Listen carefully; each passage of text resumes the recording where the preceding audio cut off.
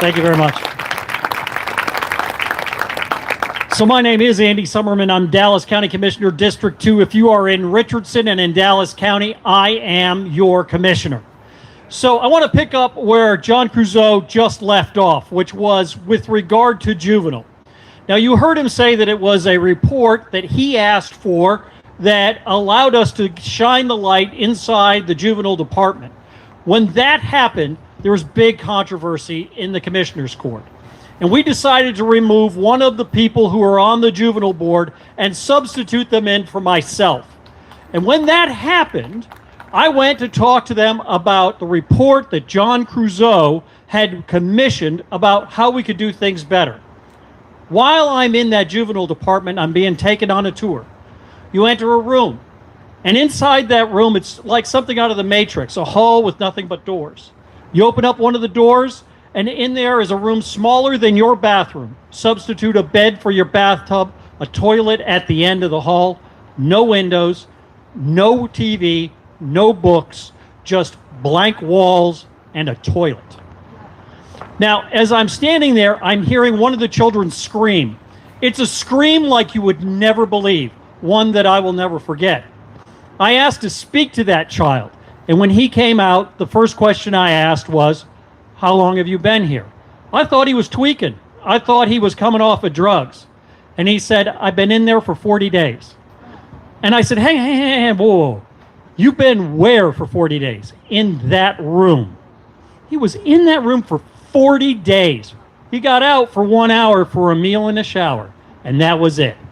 It was from that moment forward that I decided that we needed changes over at our juvenile department. Litigation ensued. Curses were had. People were yelling at each other. But because of what John Creuzot started and I picked up on, we adopted complete reform of our juvenile system, and I thank you for it.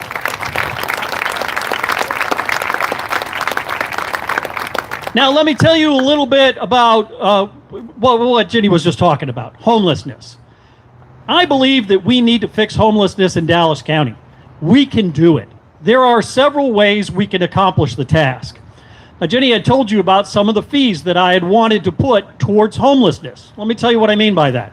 If your landlord evicts you, he has to go get a constable to kick you out of the apartment. When he does, he has to pay the constable fee. We were charging $70. This is what we were charging. I said, let's not do that anymore. Let's make it $400 to be able to have the landlord kick somebody out. And then use the difference, that $330, and put it towards homelessness programs that we need in Dallas County. One of those programs needs to be deflection centers. And what I mean by deflection centers is this. Let's say that you're a homeless person and you're standing in front of an auto parts store. By the way, this is a true story. I watched this happen. I was having dinner with my wife. We're sitting outside in a place like this, and I see a man who's barking at the moon. He's dealing with his demons. He picks up a rock, and he shoves it through the window of that particular auto parts store. Did he rob it? No. He stood there and barked at his demons until the police arrived. They took him to jail. They booked him inside the jail, and he decompensated from there. I mean to say he got worse. He did not get better, as all of you would if you could imagine. You have no home, you're suffering from mental illness, you've got nothing else but captivity to look forward to, you will decompensate.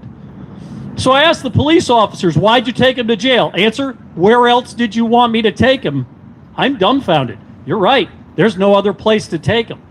We need a deflection center is what we need.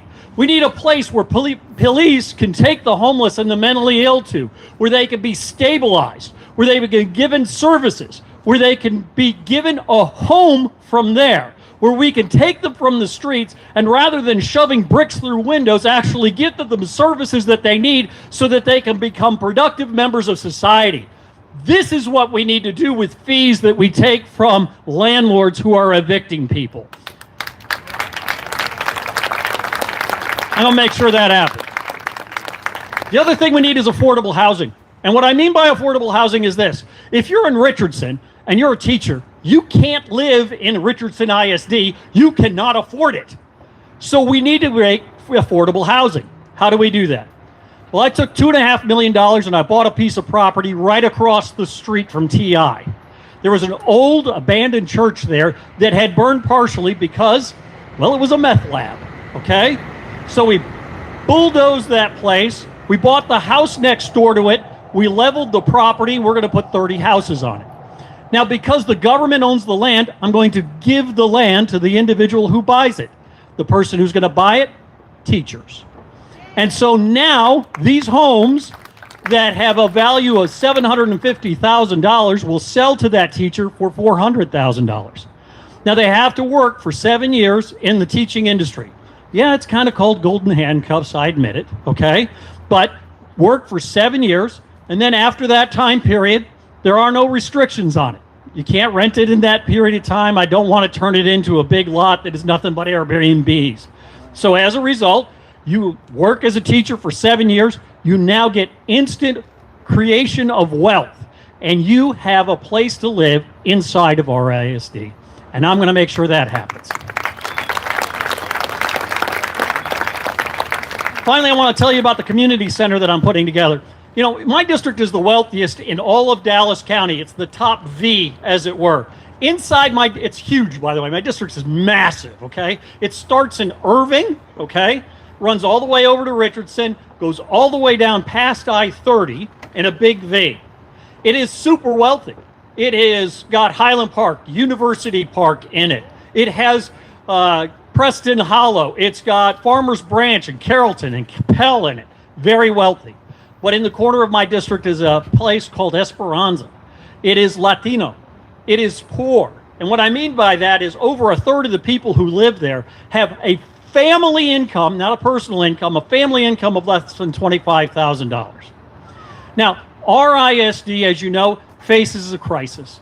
It has a diminishing population of students, and as a result, they had to do something with the schools that they had. And they did an excellent job. What they did is they shrunk the size of it. They consolidated to different schools. And when I heard that was happening, I suggested that I take one of those schools. And they did. They gave it to me for $10 for 30 years.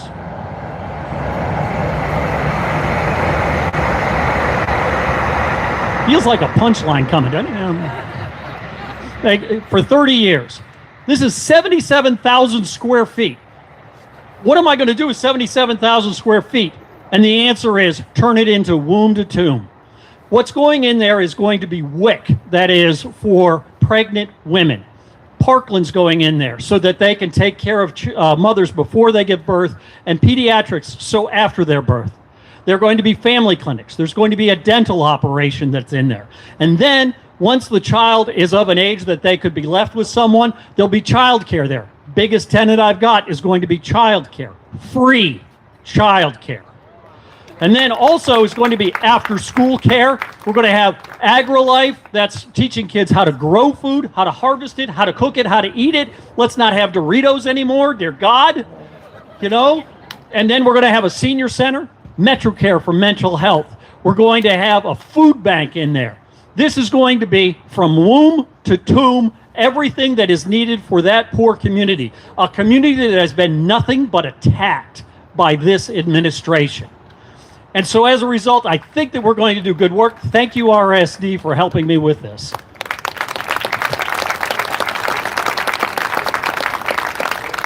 Coming full around, if you're in that community and ICE comes to you and knocks on the door, don't open it. No. Just don't open the door. If they have a warrant, they're going to have to show you. Don't open the door is the answer. And it has to be signed by a judge. That's exactly right. Don't let them talk to you otherwise. Ladies and gentlemen, my name is Andy Sommerman. I'm Dallas County Commissioner, District 2. Thank you for your time.